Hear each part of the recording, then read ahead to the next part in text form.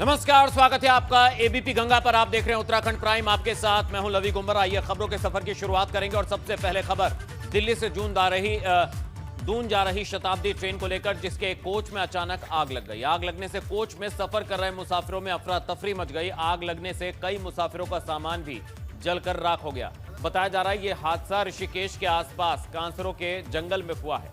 यात्रियों ने किसी तरह बाहर निकलकर अपनी जान बचाई। मौके पर रेलवे के अधिकारी पहुंचे और किसी तरह आग पर काबू पाया गया। बताया जा रहा है आग शॉर्ट सर्किट होने की वजह से लगी थी। तो जनशताब्दी एक्सप्रेस जब राजाजी टाइगर रिजर्व की कांसरो रेंज से होकर गुजर रही थी, तभी रेलगाड़ी के C5 कोच में अचानक आग लग गई और कोच में मौजूद यात्रियों ने इमरजेंसी चेन खींचकर लोको पायलट को इसकी सूचना दी। जैसे ही हमको सूचना मिली है, हमने तुरंत डीएम, एसपी, कंट्रोल रूम को और जितना भी हमारा कंसल्टिंग स्टाफ है, ऑफिसर है, सबको सूचना दी थी। उन्होंने जैसे हमको कांसरो स्टेशन मास्टर ने सूचना दी है, तो जो भी हमसे हो सकता है डीएम को, एसपी को, कंट्रोल रूम को और जितने भी कंसर्निंग और डिपार्टमेंट है सबको सूचित कर दिया। जान माल का कोई नुकसान नहीं हुआ है और जितनी कोशिश की गई उस कोच को अलग कर दिया है और बाकी आगे का पोर्शन यहाँ लिया। तो स्टेशन अधीक्षक को सुना आपने। गनीमत रही कि कोई हताहत नहीं हुआ, लेकिन सामान जलकर खाक हो गया। ट्रेन में सफर कर रहे मुसाफिरों से बात की हमारे संवाददाता रवि कैंतुरा ने। कांसरो के जंगल में जिस ट्रेन की बोगी में आग लगी है, वो यात्री अब देहरादून पहुंच चुके हैं, लेकिन आप देखेंगे कि कई लोगों का बड़ा नुकसान उसमें हुआ है। अभी तक की जो खबर है वो ये है कि कोई भी कुछ ऐसी जनहानि नहीं हुई है, लेकिन हम बात कर लेते हैं लोगों से। भाई साहब, सारा कुछ जल गया, कुछ नहीं बचा है। सामान नहीं बचा, खाली हम जा रहे हैं, नहीं बचा है। जो जितने सामान था सब हमारा गहने दुनिया जहान जितनी सब क्या आप लोगों पे कोई चोट भी आई है? जब आग लगी तो धुएं से कुछ क्या क्या हुआ है, क्योंकि कुछ लोग हॉस्पिटल भी जा रहे हैं। ना हॉस्पिटल, वो मेरी बेटी के डायलिसिस होता है ना, उसके लिए इसलिए ले जा रहे हैं। वो सीरियस हो रही है। क्या सामान था आपका? मेरा सारा जितने थे सब कुछ भी नहीं बचा। गहने, गुड़िया, कपड़ा, पैसा, दुनिया जान जो था सब उसी में जल गया। रेलवे का ये कहना है कि अभी तक जो भी उसमें जो यात्री थे बोगी में, वो यात्री तो यहाँ पर जो है सुरक्षित निकाल लिए गए हैं, लेकिन कई लोगों का काफ़ी नुकसान हुआ है और कुछ लोगों के धुएं की वजह से भी जो है उनको दिक्कतें हो रही हैं और उनको अस्पताल पहुँचाया जा रहा है। अपने सहयोगी की निशांत के साथ मैं रवि कैंतुरा, एबीपी गंगा, देहरादून। तो मुसाफिरों को सुना आपने, सामान उनका जलकर खाक हो गया। इस ट्रेन में कुछ खिलाड़ी भी सफर कर रहे थे जिनका सामान जलकर राख हो गया। उनसे बात की हमारे सहयोगी रवि कैंतुरा ने। दिल्ली से देहरादून आ रही शताब्दी एक्सप्रेस में कांसरो जंगल के पास आग लगी, जिसमें किसी के कोई जानमाल का नुकसान तो नहीं हुआ, लेकिन जो लोग यहाँ पर पहुँचे हैं वो इस वक्त इस वजह से यहाँ पर पहुँचे हैं, वो रेलवे के अधिकारियों के साथ बातचीत कर रहे हैं। और ये जो पूरी टीम है, अगर आप देखेंगे तो ये यहाँ पर इस वजह से पहुँचे क्योंकि तीरंदाजी का इनकी 2 दिन की प्रतियोगिता थी, जो कल और परसों जो है देहरादून में होनी थी। लेकिन इन लोगों का जो सामान है वो जलकर उस बोगी में राख हो गया। हमारे साथ जो तीरंदाजी की पूरी टीम को लेकर यहाँ पर पहुँचे हैं 2 कोच हैं, बात करते हैं। मतलब क्या पूरा घटनाक्रम? एक्चुअली देहरादून पहुंचने के 1 घंटे, लगभग 1 घंटे बचा हुआ था, तो हमारे कोच सर ने देखा कि बाथरूम में कुछ छोटा सा स्पार्क हुआ है और हल्की सी आग दिख गई सर को।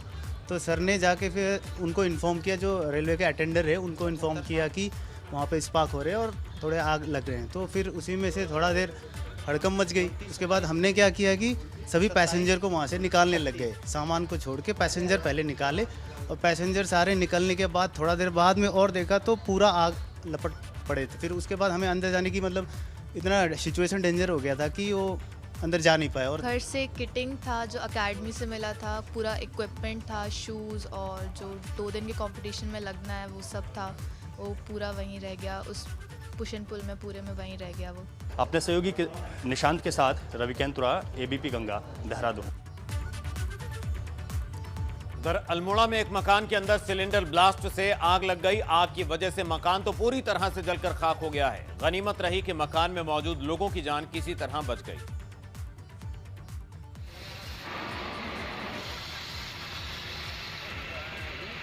सिलेंडर ब्लास्ट से मकान में आग लगी। तस्वीरें आप देख सकते हैं किस तरह से गैस सिलेंडर में धमाका होने से घर में आग लगी और घर पूरी तरह जलकर खाक हुआ।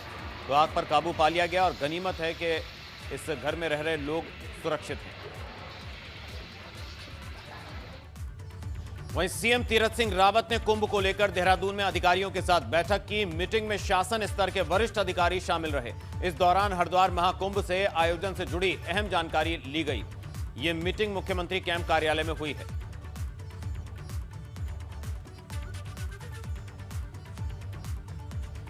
वहीं भाजपा सरकार के 4 साल पूरे होने पर होने वाले कार्यक्रम को स्थगित कर दिया गया है। दरअसल 18 मार्च को भाजपा सरकार के कार्यकाल के 4 साल पूरे हो रहे हैं। इस दौरान विधानसभा वार कार्यक्रम रखे गए थे, मगर कार्यक्रम से कुछ दिनों पहले ही उत्तराखंड में सीएम बदल गए। शायद यही वजह है कि कार्यक्रम स्थगित कर दिए गए हैं। उधर मुख्य सचिव की तरफ से इसका आदेश भी जारी कर दिया गया है।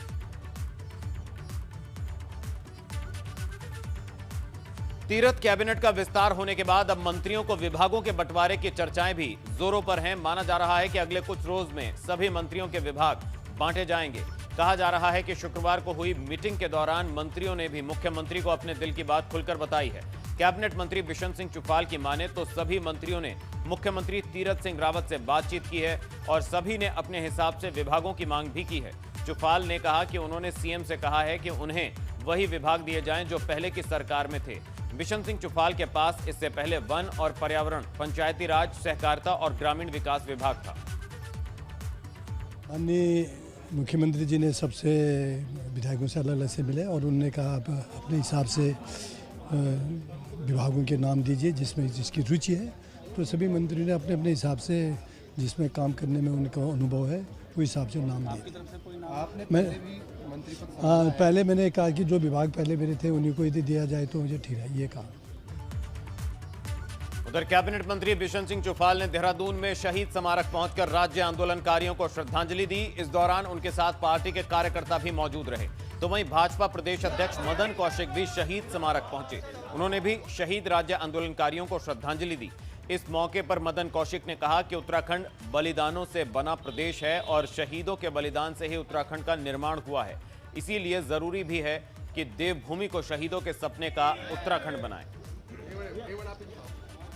स्मारक पर आकर सबको नमन किया कि उनके सपनों का उत्तराखंड बने और हम लोग उन सपनों को पूरा करने के लिए दिन रात मेहनत करें, आगे बढ़ें। उत्तराखंड समृद्धशाली हो, वैभवशाली हो, एक ऐसा राज्य बने जहां रोजगार से लगाकर और जितनी अन्य प्रकार की आवश्यकताएं हैं उनकी पूर्ति सरकार के माध्यम से हो।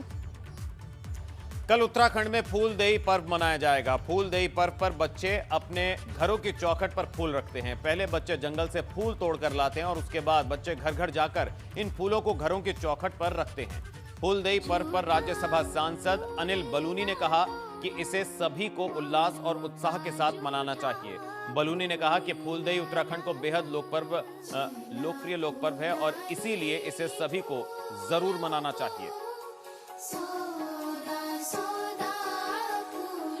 किसी भी समाज के विकास में उसके रीति रिवाज, लोक पर्वों का प्रमुख योगदान होता है। आप देखेंगे कि हमारे महान पूर्वजों द्वारा निर्धारित सभी त्योहारों का समय उन्हें मनाने के प्रतीक के रूप में हमारे परंपरागत जीवन की झलक देते हैं। जिस तरह पिछले सालों में हम लोगों ने इगास या हमारे कुमाऊं में जिसको बोर दिवाली कहते हैं के त्यौहार को हम सब ने मिलकर देश विदेश तक पहुंचाया और वहां रहने वाले उत्तराखंडी बंधुओं ने इगास को एक वैश्विक पहचान दी, यह गौरवान्वित करने वाली है। आइए इस शुभ दिन पर भी हम अपने नौनिहालों द्वारा अपने घर की दहलीज पर पुष्प वर्षा कराएं, उन्हें शगुन की तरह तथा उपहार देकर इस त्यौहार को जीवंत बनाएं। उत्तराखंड कांग्रेस प्रदेश प्रभारी देवेंद्र यादव का उत्तराखंड में 5 दिवसीय दौरा है। देवेंद्र यादव 14 मार्च से 18 मार्च तक उत्तराखंड में रहेंगे। वो कल श्रीनगर में होने वाली जन आक्रोश रैली में शामिल होंगे। 15 मार्च को रुद्रप्रयाग और कर्णप्रयाग में कार्यकर्ताओं से मुलाकात करेंगे और 16 मार्च को गैरसैंण में बूथ कमेटी की बैठक में हिस्सा लेंगे। वहीं 17 मार्च को गोपेश्वर, 18 मार्च को नरेंद्र नगर में बैठक करेंगे।